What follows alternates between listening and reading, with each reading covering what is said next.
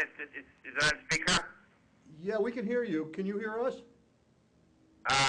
Maybe a little bit louder. Maybe you got a little bit closer to you. Oh, the phone's, come closer to the phone or something. Where does that go? How's that? Dan? Hey! We lose him? Did you Oh, the light, nothing's going there. press speakerphone on there, John?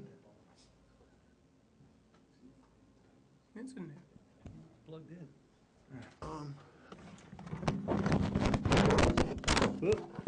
Did this get?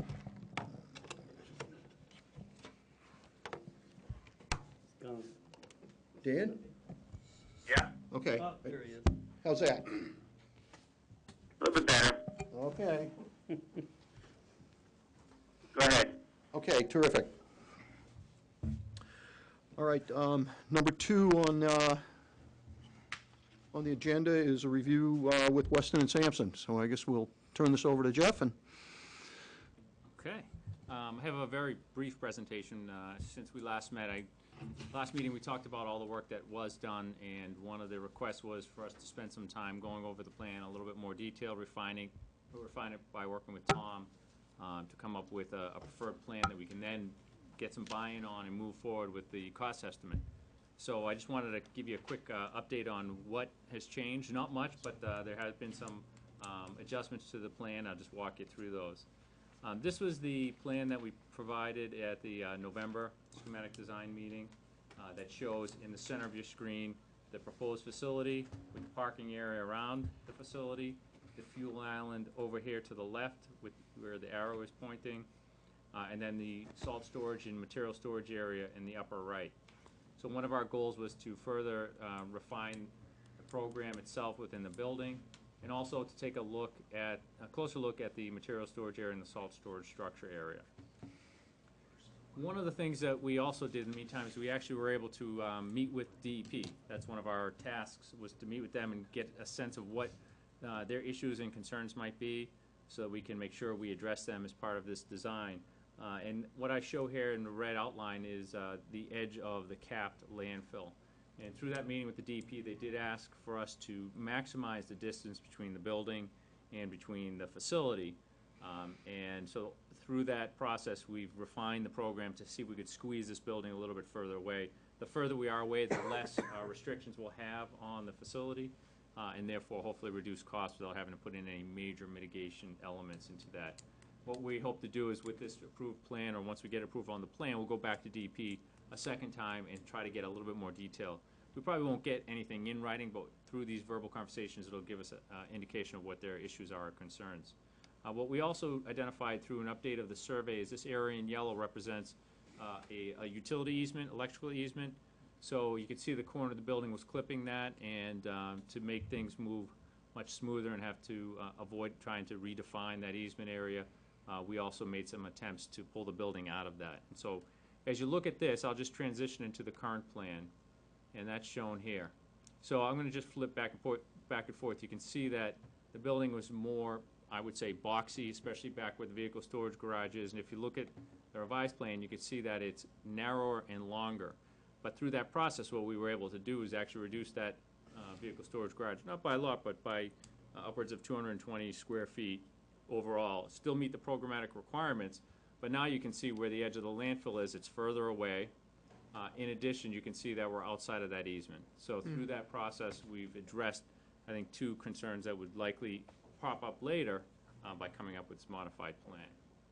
You can also see that parking has changed a little bit around the perimeter. Before, if you look back, we had a straight-in parking area here. Now we have a curved parking area around the perimeter to provide some access to the facility.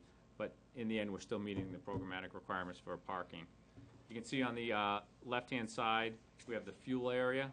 And this area that's represented by this line, this dashed line, represents the limits of the phase 1, where we'll be able to build a fuel island and still have adequate circulation and still be outside the limits of the new construction, which is important because we don't want to build something and have to tear it up just to build a new facility. So we've been able to coordinate those 2 elements so that they have no impact on each other. So this is the November, again, the plan from last month that has changed. And again, I'll do a transition. As you're looking at this plan, you'll notice that the Administration and the maintenance and shop areas really haven't changed, but you'll see the vehicle equipment storage garage, as we transition, becomes a narrower layout of the facility. And what's important is that we provided, the way that we're able to accommodate this is on the upper part of the screen. This area here, you can see that the door is a little off-centered. So we put all of the small vehicles in the upper part, and then we put the larger vehicles on the lower part, and they basically drive through the facility. And that's important because typically plows are articulated to the right, so this allows the plows to pull in and actually pull up tight to that wall because the angled spaces will be designed in a way so that the plow pulls up even with it versus having a pinch point that pushes the vehicle out into the space. So again, as you transition between the two, you can see not much has changed. Primarily the major change was with that vehicle storage area. So again, we're accommodating the same fleet, but with a smaller storage garage. We're addressing some of the concerns of DEP. We're also staying out of that easement. One of the other areas that we underwent some changes, this is the center portion. So I'm going to just flip back. If we take a look at this area here, which represents the vehicle maintenance and the shop area and the wash bay, and I blew up the November schematic compared to the December schematic, and what you can see is that the area outlined in red has undergone some minor changes, not with the overall square footage, but just the interior configuration. We had 4 individual shops that were broken out within the space. And what we've been able to do is to increase the shop. We kept the first one the same, but we combined one of the shop areas and increased the other. And that's important because they were becoming a little bit fragmented, and what this does is this opens up the space, provides a more usable floor area, makes the space a more viable shop area for the DPW. This was all, again, done through close coordination with Tom to ensure that we're meeting their programmatic requirements. I just want to butt in for 1 second on this. If you look at the shops on the right, it's kind of funny as you look at this and look at this and look at this, and as things change, just even within the department, we, like Jeff said, made the water shop a little bit bigger. We're able to do that because we combined the parks and the highway shop. And we're really able to do that now because we're one big department.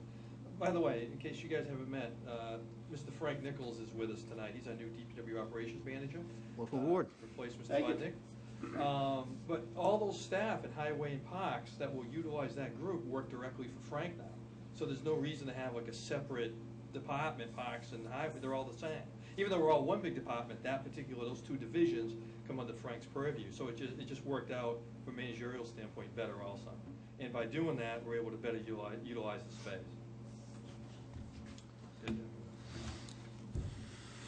This is the area that where the salt storage structure is. And one of the things that we talked about is what can we do for canopy storage. We had discussed possibly adding on a lean-to off of the vehicle storage garage, and I'll just flip back to that. At one point, we were hoping to squeeze the building and add that canopy on here. But that's going to be precluded by our easement. Yep, and as well as being just the proximity to that landfill cap. So we felt that that really wouldn't be a viable option.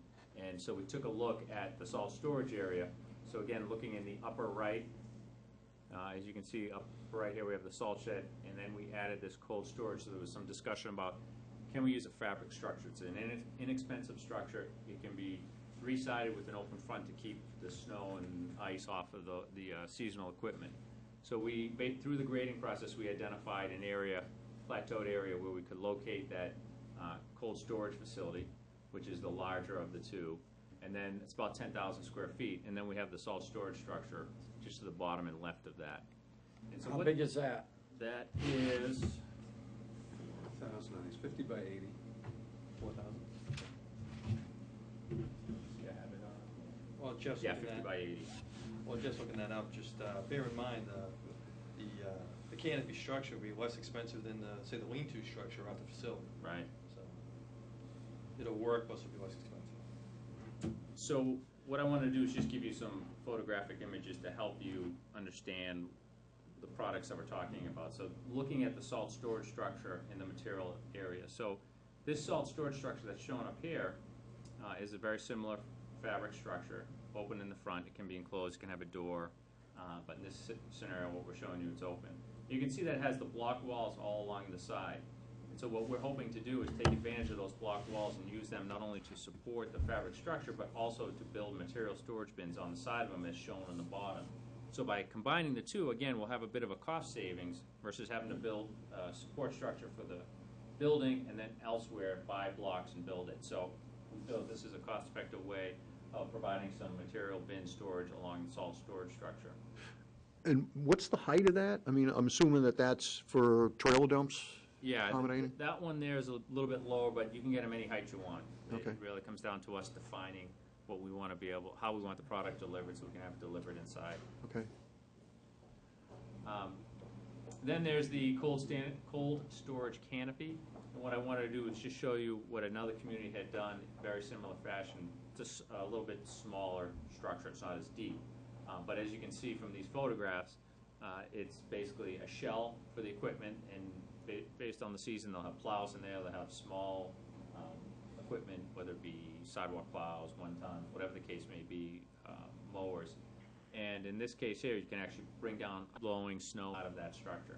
So it's a very cost-effective structure. Again, it's done on a concrete block base wall, very cost-effective.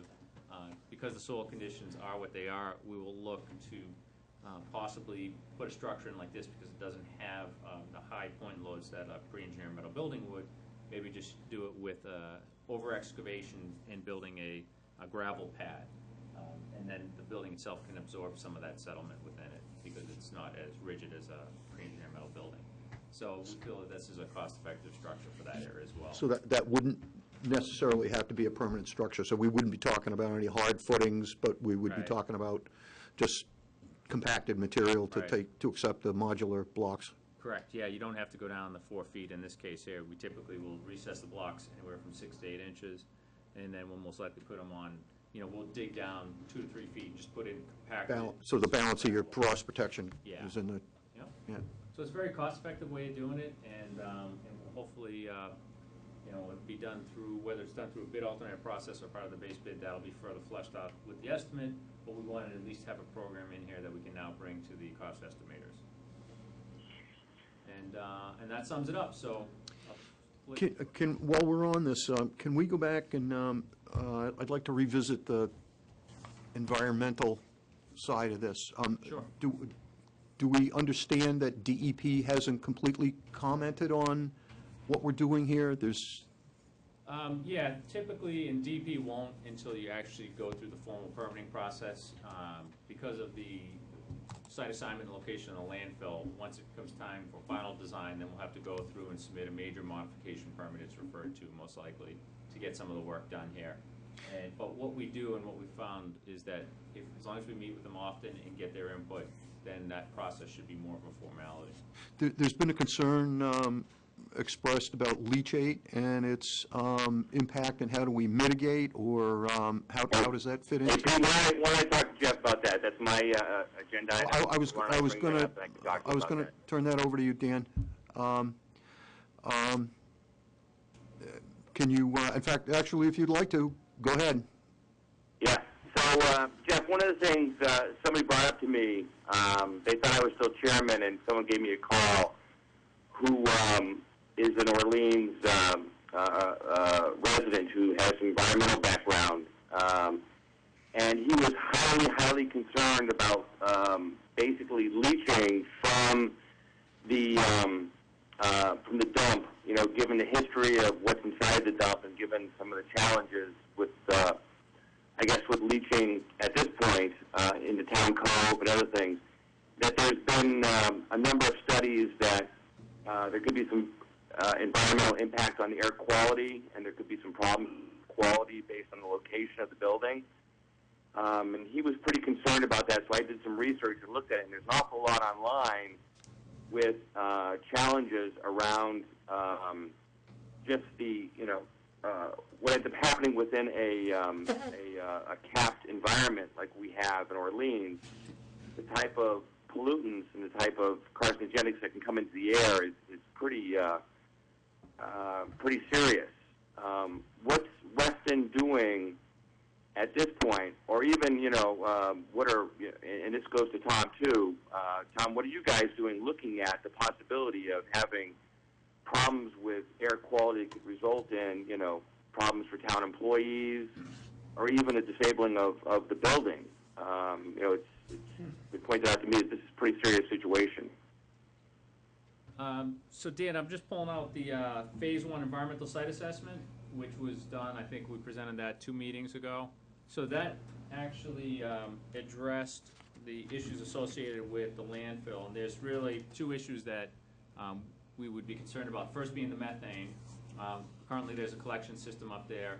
And also working with DEP, there's the, through construction methods, you can either provide a cutoff trench to prevent methane from migrating towards the facility, or the facility itself can be constructed with a subslab vent system and then simple methane detectors within the building.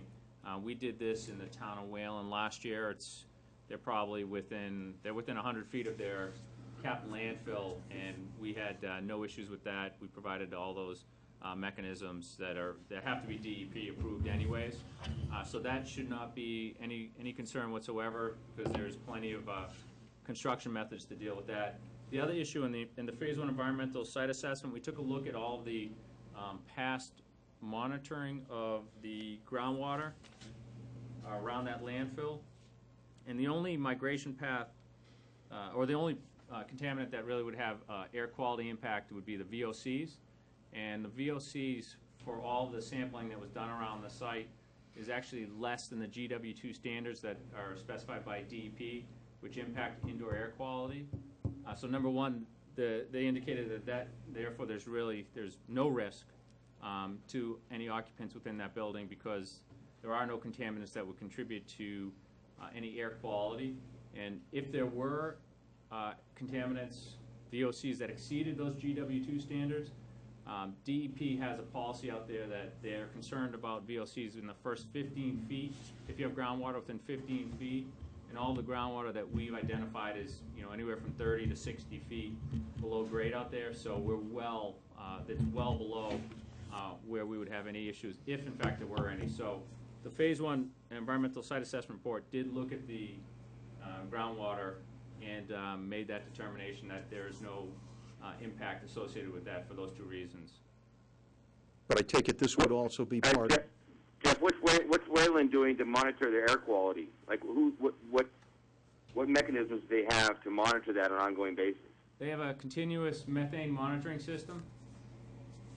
How about for other pollutants within the building? Other issues that could harm air quality? Well, they don't have any other contaminants that are known, but the system that was installed has test ports, so they can do yearly, quarterly, semi-annual testing at their discretion. But there's no requirement from the DEP because they don't have any contaminants, which would be the same case here. There are no contaminants that have been recorded that exceed the GW2 standards that would affect air quality within the facility. How come there's so much literature out there about problems of, people, there's work both in the United Kingdom and the United States on people that are making claims. I mean, a lot of this stuff is hard to prove because of challenges, but there's a growing body of evidence that talks about issues with people that live nearby caps and problems they're having. Is that just, how does that fit in with some of the challenges that we might come into? Or have you looked at some of those studies and some of that some of the research? None of it can be conclusive yet. There's nothing out there that says this is a problem, but there's certainly a growing body that's saying that there's some issues. Yeah, and every landfill is different. That's the key. It depends on what was dumped there, when, whether there's been natural attenuation. So you'll find that there's going to be issues with contamination of varying degrees.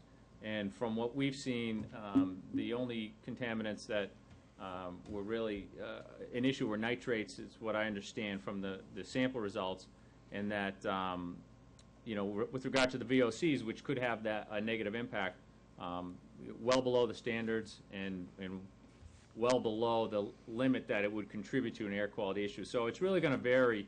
Had this site been, a groundwater at 4 feet and had exceedances above GW2 standards, then our report would have recommended something differently. That would have been a recognized environmental concern. We would have gone through and done detailed groundwater analyses, and then we would have done a risk assessment, a human health risk assessment. But because we don't have any of those triggers, we don't see there being any issue associated with that. How expensive is to put monitors like what Wayland did? How expensive is it to put that kind of monitoring device inside a building? It's actually, the methane detection component is very inexpensive, and that's something we're going to do no matter what. Even if we're already going to have a gas detection system where we're going to be checking for carbon monoxide, nitrogen oxide. So what this is just one more receptor. So it's not like you have to buy a whole system for it. We're just going to add one more receptor to it. We'll have them at key points, at the high points within the building. And again, it's 24-hour-a-day monitoring. It can be connected to the fire alarm. So if there were ever methane migration, you would know immediately. It would set off the fire alarm. It would shut down the systems and allow the occupants to evacuate. It also has an exterior warning light so that people don't enter the building should it ever alarm. That's a very inexpensive system to put in, which we'll do no matter what. What about other? I mean, some of this stuff isn't just methane. There's pages and pages of possible, because of the challenges of what people put into a landfill, over the past 60 years. There can be all types of gases that can be troublesome to humans.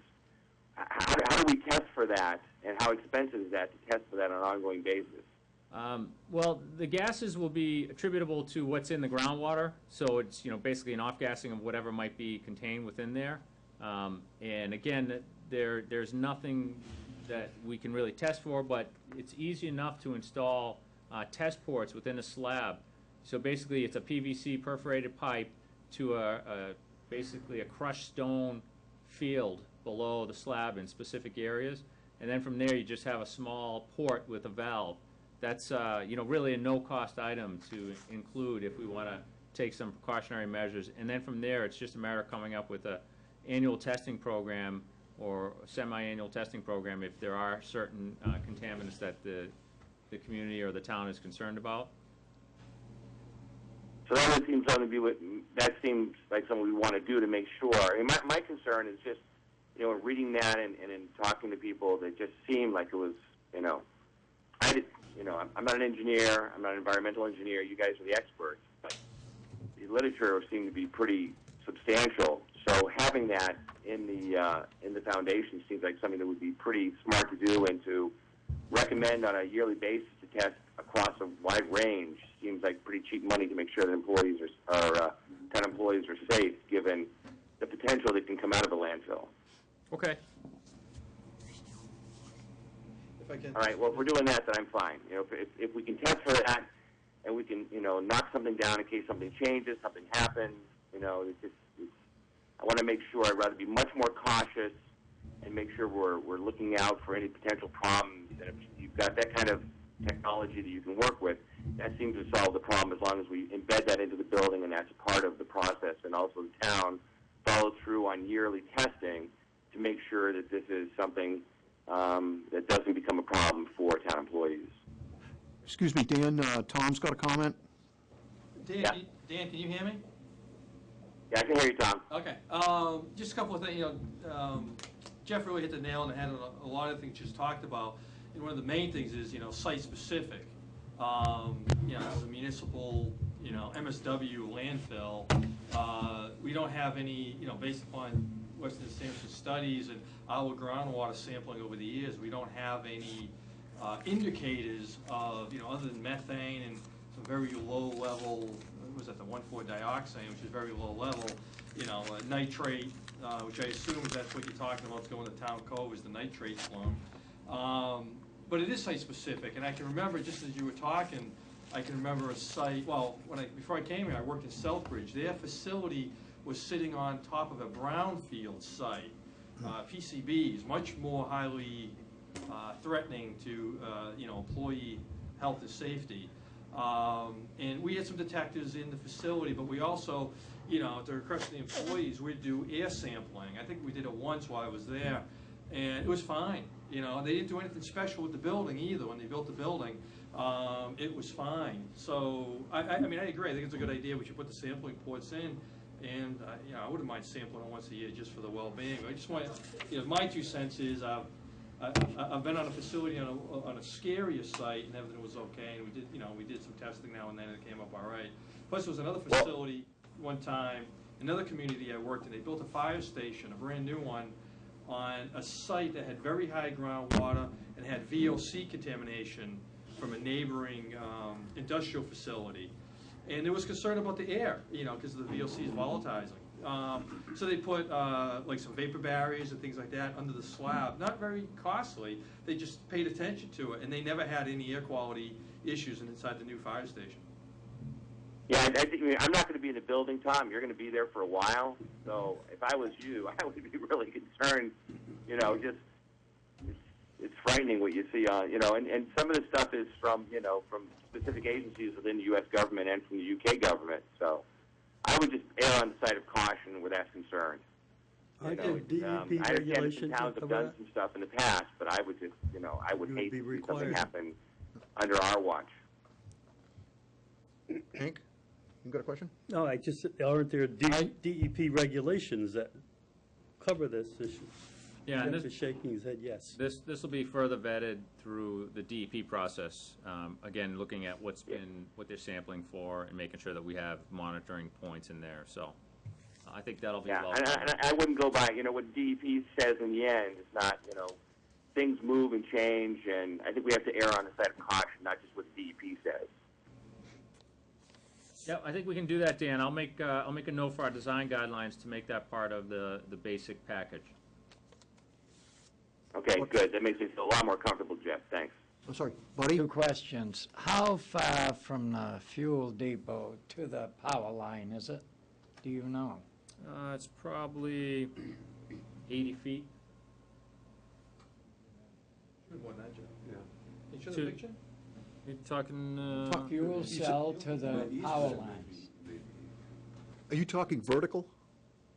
No, how far is the fuel cell from the, so here's the fuel island is, Is that Right an there. aerial feed or is that Yeah. an underground feed? yes, that's a fuel line right there, and the power line is basically, it's probably right up on the slope here.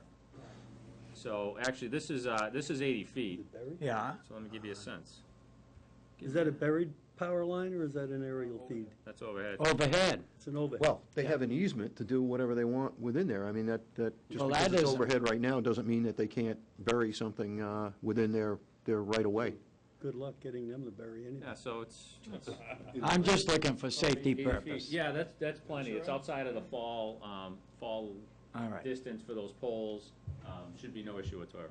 How far is the retention area from the building? That is 60 feet. Okay. And how big is that gonna be? It's, And how deep, how long? that's still in the process of being designed. So Okay. there's this drawing here. This shows you, let me get to the basics. It's gotta be a lot bigger than the other one. Yeah, it's longer, but it's not as deep. So this is, you can see on this grading here, here's the building. Mm-hmm. The base is at about 48, and the top up here is at 58. So it's about a 10-foot depth. Yeah. Well, I hope it's big enough, because the other one ran over, Yeah, we're actually and we working- just had the dump running from there into it. And it ran over down in the, across the street, down Hollow. Yeah, we're going to do an entire hydraulic analysis through this. Over the years too, you can find a detention basin loses its infiltration qualities. I So realize this that. one- This one will have all new base, and it should improve the infiltration capacity. Yeah. And Because we're gonna have a lot more water going in Right. it than we did the other one. right, we're going to be basically capturing and trying to recharge some of the roof runoff prior to it going in there, and any surface will go in there. We're going to model the entire drainage area for that, including the landfill cap, because that's considered impervious surface because it's Right. got a cap on it. And so we'll model that along with this site to ensure that we have the right capacity. All right, good. Buddy, when was that it ran over? How long ago was that it ran over? A year or so ago, it would run over in the heavy rain. Well, as he said, there's a lot of sludge gone in the bottom of that other one. You can't help Okay. it. The other thing that's happened over time is, that site has been reworked, so even if that original retention basin was calculated, I'm sure the the basin that it's actually draining is probably considerably changed, so, I mean, they've reworked all of this area, and that's obviously goes to that point too, so I think we'll have a specific engineering problem and a Because you're gonna have a lot specific more water solution. come from the dump, Yep, the other thing, and right here from the building. Yep. Yeah, anything to the left is gonna drain out to the, through a system, underground system, and then overflow to the roadway if necessary, if there's available capacity there. Okay. Anything on the roof will be recharged prior to any overflow discharge, so what we're doing is kind of breaking it up. We're not taking that entire developable area and putting it in there. and that's based on a 50-year storm, or is that a 20-year? We model 10, 20, and 100-year storm. Okay. I hope it's a way that we can clean the bottom once in a while, because you're gonna get sludge, Yeah. and the ground just is gonna get saturated. So Right. a way to dig it out and put clean stuff in, like at the sewer plant. Right. That's what we did. Yeah. All right, good. You answered my questions. Thank you, sir. No problem. Jeff, can I, just check? Go ahead, Tom. Jeff, with the reshaping of the cold storage or warm storage, how much smaller is it? It's about 220 square feet smaller. Okay, all right, so it went from kind of square to a little more rectangular, but it's smaller in space. You know- Smaller in square footage. Right. All right. Overall, the current floor plan is about 450 square feet smaller, so we're going in the right direction. Every little bit helps.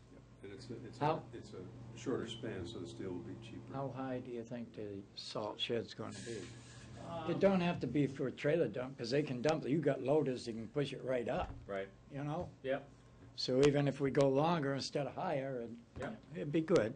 Yeah, and one of the things too, for the capacity that we base it on is, on this image here, this takes the length, the width over here of 50 feet and the length of 80 feet, and it comes up with a pile height. So this is a Yeah. perfect world pile height. It basically has a 33-degree angle on the slope for the salt. That's what it can hold. Yeah.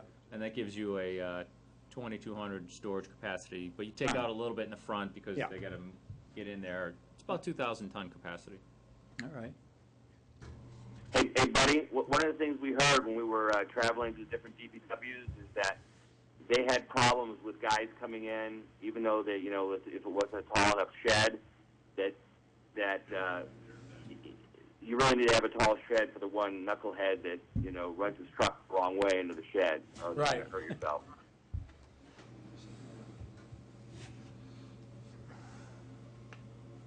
There won't be any trucks in the shed anyway, it's just gonna be the loader. Isn't it, do we dump into the shed? Don't they go into the shed and they dump? Oh, to into the dump, shed? yeah, So- to dump the salt. Yeah. But that's one of the things they talked about, is make sure the ceiling was high enough. And we heard that a couple times, I think. Yeah, we can work with the different delivery vehicles to identify what the height should be, and then take a look at what the impact is. Tom? So we're kind of wrapping up a little bit this discussion. So at the last meeting, Weston Sampson had presented some, some alternative designs or whatever, and we said, okay, and they were ready to go forward with the cost estimating at this point.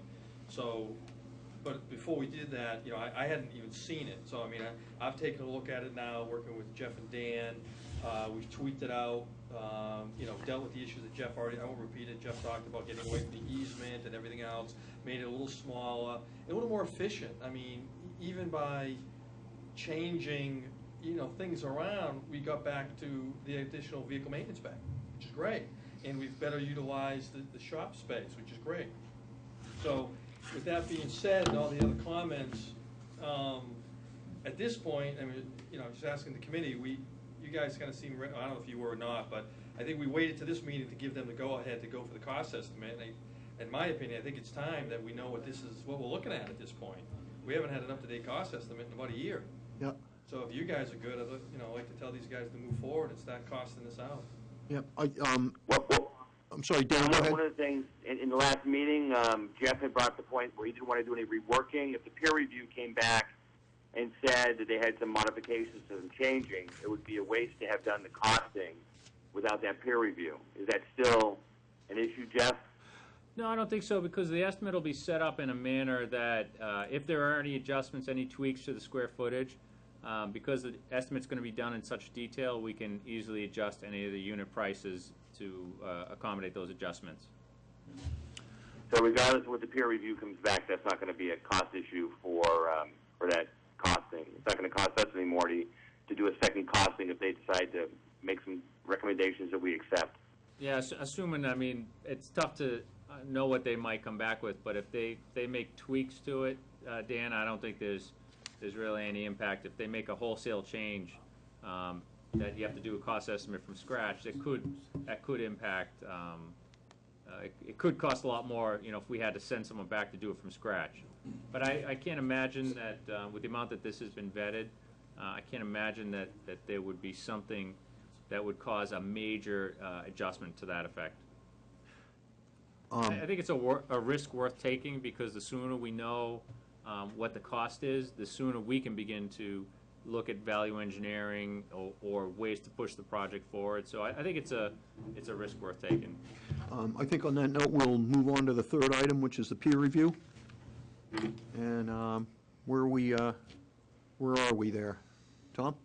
So, I started looking back, as we kind of started and stopped on this a couple of times, but I actually ended up having a conversation with CSS Architects, who, they were, I think, the number 2 way back a year and a half ago, whenever, I forget now, it's been so long, when we started when we ended up hiring Weston and Sampson to do the conceptual, the needs assessment and all that good stuff, and some concept plans. When we first began, they were the number 2 firm. They had a decent amount, significant amount of DPW experience. And so I did reach out to them again. I have reached out to them before. I reached out to them again, and they are interested. I have sent them off basically a scope of work. They know how much money we got. This is the scope of work. This is what we got for you. And they're going to take a look at it. They are interested. They're, going on vacation now. Like the president's going on vacation for the holidays. So hopefully he's interested. Hopefully we can get them up and working by mid-January. So, and then they'll be reporting back to this committee mid-February. Okay. So what typically would they be looking at, Tom? What's the focus of their peer review? There's so many different things they could possibly look at. What's the overall focus going to be? And is there a document that you gave to them that gives them a focus, an idea of their project scope? Yes, I sent them a document, happy to share it. Basically, it's looking at everything. It's going back, looking at the initial, Weston and Sampson study, starting there, seeing all the results of the interviews, looking at that, coming out here, looking at the site, talking to some of the key staff, and then also looking at the, where we are today with the current plans, and looking at the phase 1, phase 2 environmental assessment, et cetera, and then rendering an opinion. In the cost estimate, also looking at the cost estimate, because that's key. They think that's very important to look at the cost estimate. Okay. So they'll go soup to nuts for $15,000. Yeah, it's an overview, but yeah, soup to nuts for $15,000. So what's the value we get? What is going to be, for the $15,000 that the taxpayers are paying? What are we going to get for this? We'll get a report from them, I guess with comments, good and bad, about all the work that's been done to date, from the programmatic, the design, in the cost estimate, the site, et cetera. Well, it may be very helpful in that, obviously, we would have our preliminary cost estimates, and at that point, we may have to go back and revisit things, and the peer review, I think, would also have some value that way, Dan, as well, obviously, as well as any kind of operational or schematic comments. Okay. Well, I think, going back and looking at the original work that Weston did, we talked in the last meeting that we possibly might not need them to do all that. Maybe we could highly focus them on key areas that we want to have the most input on. Because we're either going to get a very skimmed, look at from beginning to end, or we can focus them on something that's really going to add value. I don't know them more on the building, on some ingenious ways of working with the building, or working with the salt shed, or working with the cold storage? Is that more bang for our buck? Where does the committee think we need the most help? If we want somebody just to do an overview, I don't think we're going to get a lot of insight from them for $15,000. But if we focus them, I still think that falls within the peer review, and it might give us more insights. I mean, last time we talked about the fact that they really need to go back and think about, are we programmatically meeting the needs of the DPW and natural resources? I think we've already killed that one and knocked that down enough. Do we need to have them spend time on that, or do we want to have them spend more time on looking at the actual building itself and what recommendations they would make around that?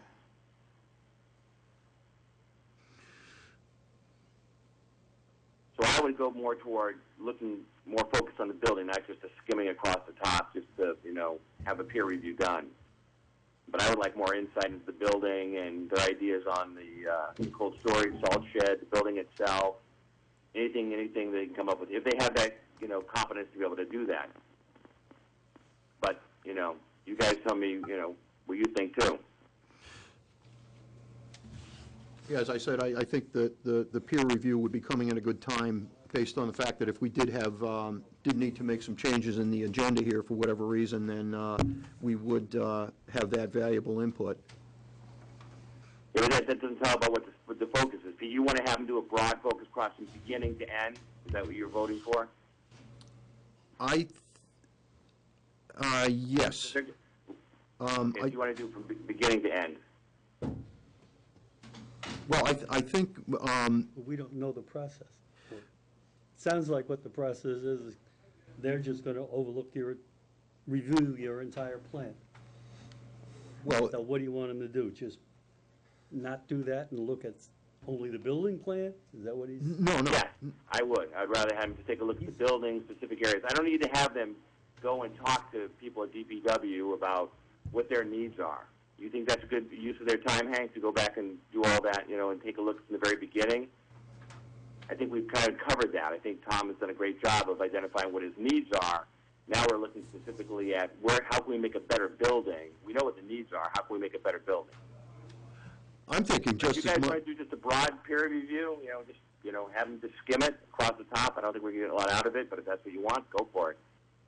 Well, I think you're preaching to the choir, because if I remember correctly, we all agreed 3 meetings ago or 2 meetings ago to attempt to not have a peer review, but that was overruled. And I Well, think I'm not a believer in not having a peer review. You were. I'm not. I think a peer review with the original wanted would have been fantastic for looking at the building. well, the fact of the matter is that we have to do it just because of, we can't not do the peer review. I think the issue at this point would be what's the greatest value that we can realize out of that peer review. And I don't think it's, at this point, I don't think it's so much operations, but I think we have a plan that we've obviously spent a lot of time and effort on. And at this point, I think it's going to be looking at some of the finer points, but again, from my own perspective, I think if we do need to get into cost adjustments here, I think that would be a very valuable part of that process. Yeah, I agree with you. I think you're saying the same thing I am. Yep. On that, I think we're looking at the building and looking at recommendations they would make for the building, not on the the operational things that were done 12 months ago. Okay, Tom. Yeah, in my verbal conversation, the gentleman, John Savasta, the president of CSS, he thought the cost estimating piece was very important for the peer review. It's critical for the project. It's a critical component. So that'll be a focus on it. And I don't disagree.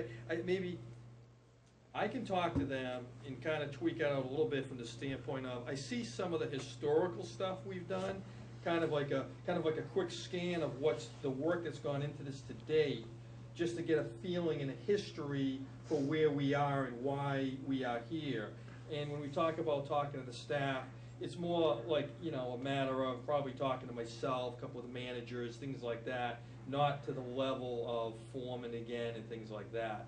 So, but I'm happy to, I think we're all on the same page, to just tell the peer reviewing firm, really look at the cost estimate, look at the building, you know, kind of do the history, quick read, do the history, talk to us quick, but really it's about building and I agree with you, Dan, it's really about building and cost, but I think they need a little touch of the history to go with that, and that's kind of what I envision, but I can make it a little clearer with them.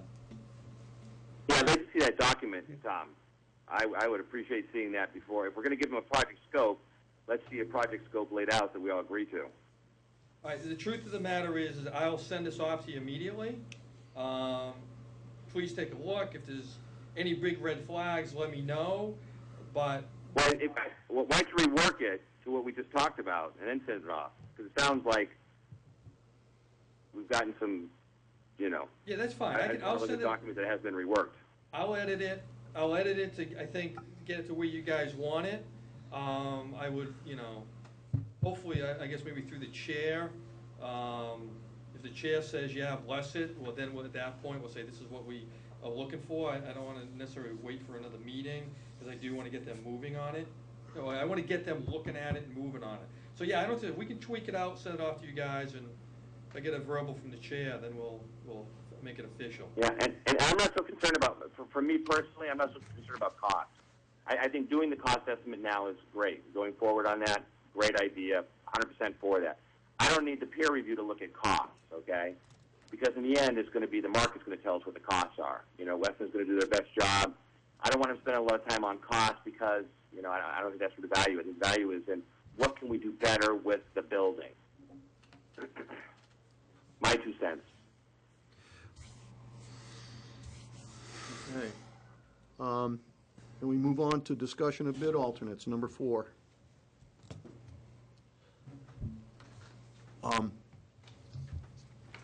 So, in our previous meeting, let me just see if I can find the slide.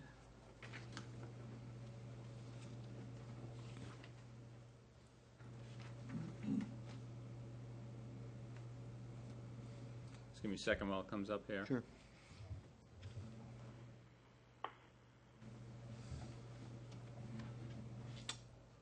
All right, let's see.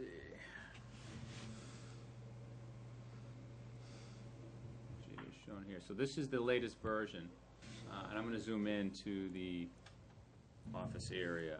And as you can see, one of the suggestions, I think this actually came from the committee, which we're all on board with, was trying to take this corner of the building and put in a bid alternate to just simply enclose that space. Not necessarily fit it out, but because you're already out there framing it, put a bid alternate in to actually build that out. And you can see that we've structured the space so that in the future we can easily add a corridor to get into that space, and it's sized in a manner, and that area that's represented by it basically is shown by this dark here. So that's it right there.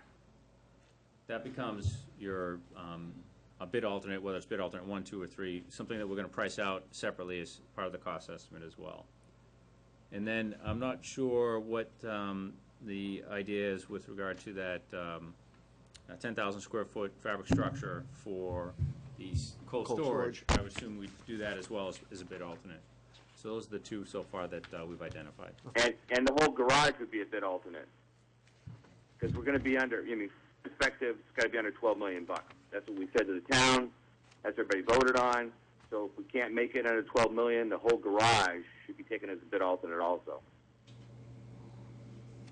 I think, from my perspective here, I think the intent for the, when we had the discussions about the office space where you've highlighted that, the intent there was to know that we weren't going to encumber that space in the future. But I think going to expanding the building at this point, I think may not necessarily be that productive from the budget standpoint. I think I have no doubts that this is not going to be unlike most other things, and that I think we'll be having some trouble hitting our budget target. So at the very least, I don't know how productive it's going to be to spend a lot of time pursuing that as a formal bid alternate. I think the exercise here is what's going to happen when we get into the actual bids coming back. I mean, we're going to be in a place that's 3 years effectively, perhaps, from where we started here. Prices are going up. I mean, concrete has just gone up $10 a yard here, and everything else is following that same trail. And I don't know, hopefully your cost estimators are, on top of that stuff, but we're in a dynamic situation here. And I think the issue would be what happens when we have to get, 10% out of this or whatever to meet our target. I think we're going to have a great deal of difficulty if this wanders too far, terribly far from our So, budget. is your point that, what do you think about the garage being a bid alternate? That's my point. I think that not as an entire component. I think that's been a function that has been identified early on as being necessary, and we certainly have seen that in other towns where the heated storage. It could be that we revisit that that could be one place that we reduce to see some cost savings, but I don't think it's practical to say we're going to lop off the heated storage garage. I just don't see that as being terribly productive to the overall charge of coming up with a facility that's going to service us for 35, 50 years or whatever we're going to wind up with. Yeah, but that can be done the whole point of this is to keep it within budget so people will vote for it, right? Correct. You got to get in front of the whole town and get people to vote for this, and you're going to be eating a lot of stuff. With the police department going over budget. Yep. With the sewers and everything else. I think that $12 million figure is a workable figure. I think if we have to not have Tom originally when he put this together, he said, do it in it's got to run the operation. He thought it could be done in sections, so he can lop off the garage and get it voted for and get them a facility, which is what they really need, and offices. The equipment's not protected today. I think that the garage should be a bid alternate. And it just becomes a two-phase system. We can see what it does, see what it does to the bids and what ends up happening. It gives us some flexibility for when they come in. This is all about flexibility. If you say it's going to include the garage, it gives us no flexibility whatsoever. We don't know how much the garage costs us at that point based on the market. Well, I don't think this is a case all or nothing at all. So, Tom? But what would you make a bid alternate then? What would you do with the garage for a bid alternate? Make it a smaller garage? Excuse me. Tom? We'll get back to you. All I was going to say was I think the key, this is a good start to start talking about bid alternates and what the options are, but I think the key to the bid alternate conversation is what's the cost estimate? And what do we, really where do we think it's going to come in? And so how much do we need to plan for bid alternates? That's really, we'll finalize the bid alternates once we know, or once we have a good idea of what the cost is going to be. Right. And probably, Jeff, ballpark, a month or so we'll have cost estimates? Yep. So in a month or so we'll have numbers to start chewing on. Yeah, that's a good idea. Yeah, let's wait till then and we can figure out what we need to, what areas we can, because we're going to have a salt shed to make that happen. So, the only two things I see as bid alternates are really it's the garage is the biggest bid alternate I see. But you're right. I think doing the cost estimates, let's see what comes in. Will you break that, Jeff? Will you be breaking that down so the garage will be a specific cost estimate? Yes, we'll probably break this up into three main areas: the occupied employee and admin, the shops and maintenance, and then the storage garage, so you can see what each of those costs. Okay. Great. Okay.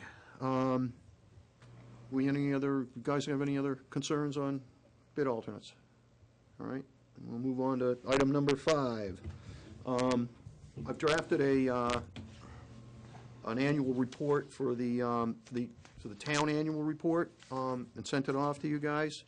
I don't know whether you have any comments. This is due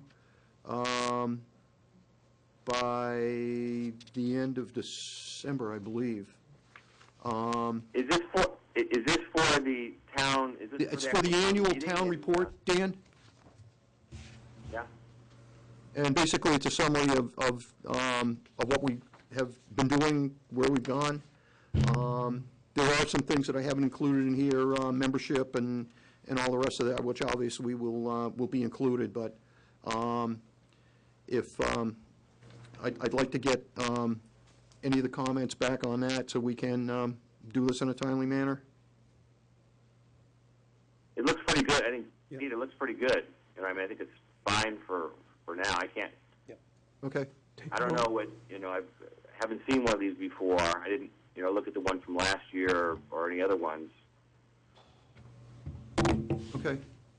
Tom, have you've been part of this process, or, You know, I apologize, I didn't have a chance to look at it. okay, I'm sorry. all right, well, okay. But I have full faith in you. John? Oh, I think it's fine. Okay. It's short and concise, and, Okay, you know, you don't want people to lose sight of it one paragraph into the yep, thing. I think it's great. I think you should go ahead and vote to present it to the Okay. town administrator. Let's shit or get off the pot and do it. all right, well, then There. I'll entertain a motion to accept the draft report. I think Buddy made the motion. I second it. Second, okay. Dan, Yeah? you there? We've got a motion to accept the draft report. Yeah? Are you comfortable with that? Yeah, I'm comfortable. Okay, I vote yes. okay. Buddy? Okay, Yes. so we have, You have yes. to do it by roll call. yes, okay, here we go, roll call. Myself, I'm voting for. So it's I, Peter Kinane. And I, Peter Canine, or chairman of the committee, am voting to accept the draft report, I, Enrico Vincenzo Spadacia, accept the report. otherwise known as Hank Spadaccia. Hi, Buddy Young. Okay, Dan? I, Dan Corsi, accept it. Okay. I take it we, There. It's All right. accepted. and it's so If noted. you have anybody away, you have to Huh? do a roll call when they're not here. Oh, we're not, yeah, are we? Okay, item number 6, approval of the minutes. Mike is not with us and did put this together, and I did receive this today, so I think it covers basically what we were Yeah. what we were talking about. I make a motion to accept the minutes. Okay. So noted. I hear a motion, Seconds. seconded, by Hank. And a vote. I vote for accepting the Yes. minutes. Say your name.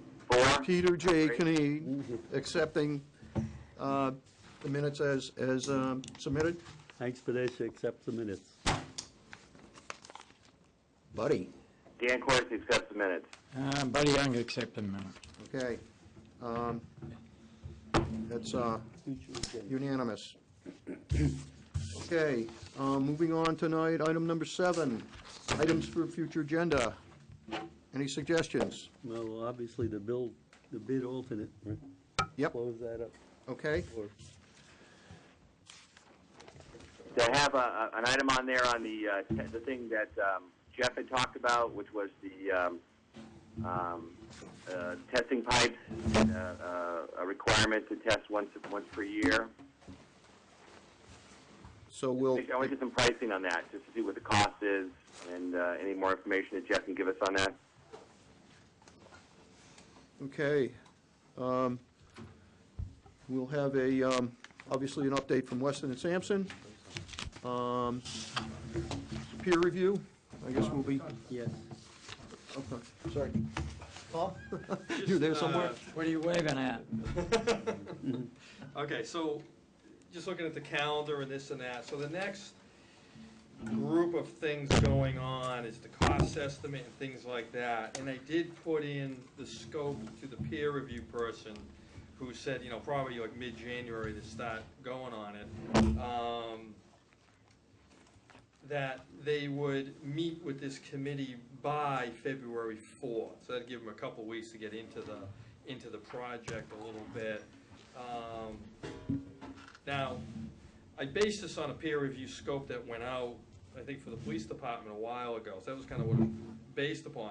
So I had meet with the committee by February 4th, supply a draft report of everything reviewed by February 18th, and then provide a final report by March 3rd.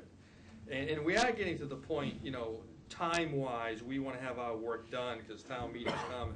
So I kind of use, you know, April 1 is the drop dead, but, you know, March, kind of. If I'm looking at Mr. Fuller here. Hey, Tom, Kelly gave us a drop dead date of February 1st. That's actually in our charge. Okay. Yeah, and obviously, we're going to have to go back and revisit that.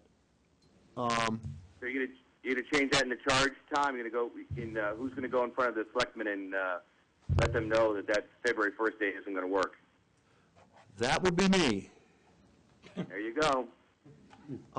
And I think you know, you're doing your due diligence. I mean, where it's not like you're not going to meet it for no good reason. You're doing your due diligence with the peer review and the cost estimate and everything else going on. So, but I guess what I'm saying is there's going to be some work to do in February. I'm just kind of looking at your meeting calendar. Really, there probably isn't going to be a lot to talk about, unless you guys got a lot to talk about. I don't see a lot to talk about till like the end of January. Yeah. Feb 1, give or take. I mean, we could set up a meeting date via email, I guess, at some point. But I'm just throwing that out at you, because the cost estimate will come in about, say, a month. So then, you know, and the peer review will be going on, and you'll meet with if you want, meet with the peer review guy by Feb 1. Well, he's saying by Feb 4, I'm telling him to meet with you guys. And at that point, you can talk to them, too, about what you expect. So, I don't know, I'm just throwing that out there. That's what the things that I'm seeing on the agenda to talk about. There's another part of this that's, that I think we need to get on the agenda too, and that is to be doing some outreach. I've been approached by the Orleans Community Forum about being available for a meeting to present ourselves and where we are with this in sometime in March. And I want to discuss that at our next meeting too. Who's that, OCF? Yeah, yes, yeah.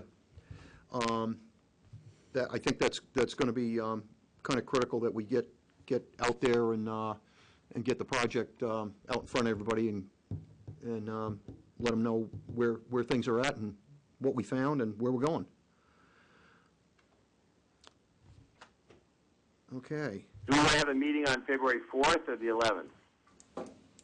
Well, we're saying by the 4th, so tentatively, we might want to say that.